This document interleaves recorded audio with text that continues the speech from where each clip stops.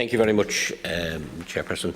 And I'd like to thank the Social Democrats for putting forward this motion this morning, which I fully support. A report compiled by Deakin International on behalf of the Department of Social Protection looks in detail at all of the extra day-to-day costs faced by people with disabilities. An extensive survey incorporating feedback from thousands of disabled people across Ireland was completed by consultants in Deakin in early 2021, and a report was submitted to the Government. We are told that each Government department has since examined the report. However, it appears that the report has, as of yet, not been, as promised, presented to Cabinet by Minister Heather Humphreys.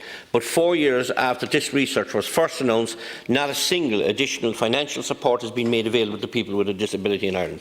As every day passes, disabled people can justifiably feel that they are being left behind and that their inclusion is not important. Failure by the Government to publish and act upon the report prior to Budget 2022 has meant that the disabled people were not properly factored into the financial planning for 2022, only for families trying their best to get support and put the push on every department. One wonders where people with a disability would end up. Take, for example, Jim O'Mahony down in Kilbrittain and others, Minister. What the people are doing down in West Cork are trying to do and put together local funding to build an autism centre. And I'm not going to speak without giving you full acknowledgement of what you have done for them, in fairness, and continue to meet with them, and they greatly appreciate that to further their cause. But it is a huge issue in West Cork, and I'd appreciate you might continue the good role you've been doing there so far.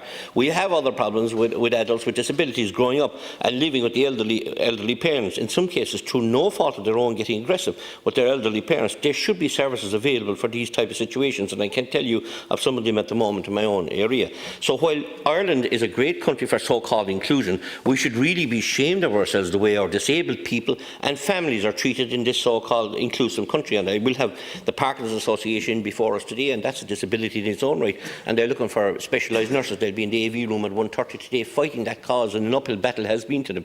And also I've been contacted by a lady this morning from Bantry who has a child in co-action, obviously it's a co-action child back and forth to them, but is looking for respite and can't get it for 4 years, Minister.